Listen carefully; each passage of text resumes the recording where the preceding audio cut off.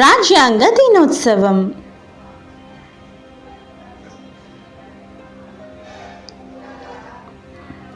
రాజ్యాంగం అనగా ప్రభుత్వం యొక్క విధానం. ఈ రాజ్యాంగంలో చట్టాలు, ప్రభుత్వాలు నడుచుకునే విధానాలు, ఆదేశిక సూత్రాలు, రాజ్యాంగపరమైన విధులు, విధానాలు పొందుపరచబడి ఉంటాయి. ప్రతి దేశానికి ప్రభుత్వం అనేది సర్వసాధారణం. ప్రతి ప్రభుత్వానికి రాజ్యాంగం అనున్నది అతి ముఖ్యమైనది.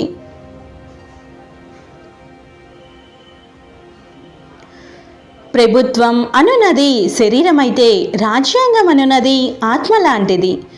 ప్రభుత్వాలకు దిశానిర్దేశాలు చూపించేదే ఈ రాజ్యాంగం. రాజ్యాంగ దినోత్సవం అంటే ఏమిటి? ఎందుకు జరుపుకుంటారు? 1949 నవంబర్ 26న రాజ్యాంగానికి ఆమోద ముద్ర పడిన రాజ్యాంగ దినోత్సవం నిర్వహించలేదు. ఆ ఆనవాయితీ 2015లో మొదలైంది. ప్రతి ఏటా నవంబర్ 26న రాజ్యాంగ దినోత్సవం జరుపుకుంటుంది. భారత ప్రభుత్వం 2015 నవంబర్ 19న గెజిట్ నోటిఫికేషన్ విడుదల చేసింది. అసలు నవంబర్ 26న రాజ్యాంగ దినోత్సవం ఎందుకు జరుపుకుంటున్నారన్న అనుమానాలు, సందేహాలు చాలా మందిలో ఉన్నాయి. ఎందుకో తెలుసుకోవాలంటే ఒకసారి చరిత్రలోకి వెళ్ళాలి. సుదీర్ఘకాలం పరాయి పాలనలో మగ్గిన దేశం భారతదేశం. ఎందరో స్వాతంత్ర సమరయోధుల త్యాగ ఫలితాలతో 1947 ఆగస్టు 15న స్వాతంత్ర భారత్గా అవతరించింది. ఆ తరువాత ప్రతి స్వాతంత్ర దేశానికి ఒక రాజ్యాంగం ఉండాలి. రాజ్యాంగం అంటే దేశానికి, ప్రజలకు, ప్రభుత్వానికి కారదీపిక వంటిది. ఆ దీపపు స్తంభపు వెలుగుల్లో సర్వసత్తాక సార్వభౌమాధికార దేశంగా ప్రగతి వైపు అడుగులు వేయాలి. అందుకనే రాజ్యాంగానికి ఆధునిక ప్రజాస్వామ్య చరిత్రతో అంతటి విశిష్టమైన స్థానముంది. కోట్లాది మంది ప్రజల ఆకాంక్షలకు అనుగుణంగా మన దేశం కంటే ముందు అనేక దేశాలు రాజ్యాంగాలను రచించాయి. అయితే భారత రాజ్యాంగ రచన ఒక సంక్లిష్టం. దీనికి కారణం దేశంలో అనేక మతాలు, తెగలు, ఆదివాసీలు, దళితులు, అణగారిన, పీడనకు గురైన వర్గాలు తదితరులున్నారు. వీరి ఆకాంక్షలకు అనుగుణంగా రాజ్యాంగ రచన ఒక సవాలు లాంటిదే.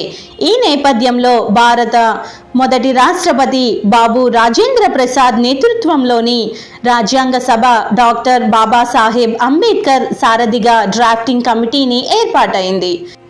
రాజ్యాంగ రూపకర్త అంబేద్కర్ భిన్నత్వ సమ్మేళితమైన దేశానికి రాజ్యాంగాన్ని రూపొందించడంలో ఎంతగానో శ్రమించారు.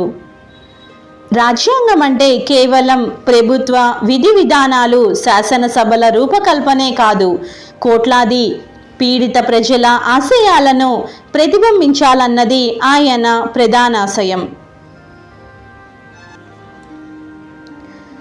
ఆయన కృషి ఫలితంగానే ప్రపంచంలోనే కొత్తదైన రాజ్యాంగం రూపుదిద్దుకుంది. అందుకనే ప్రపంచంలోని అనేక దేశాల రాజ్యాంగాల కంటే భారత రాజ్యాంగం ఉన్నత విలువలు కలిగి ఉంటుందని మన్ననలు పొందింది. 1949 నవంబర్ 26న రాజ్యాంగాన్ని రాజ్యాంగ సభ ఆమోదించింది. జనవరి 26, 1950 నుంచి రాజ్యాంగం అమలులోకి వచ్చింది. నవంబరు 26న రాజ్యాంగ సభ రాజ్యాంగాన్ని ఆమోదించిన రోజు. కనుకనే ఏటా ఈ రోజున రాజ్యాంగ దినోత్సవంగా నిర్వహిస్తున్నాము.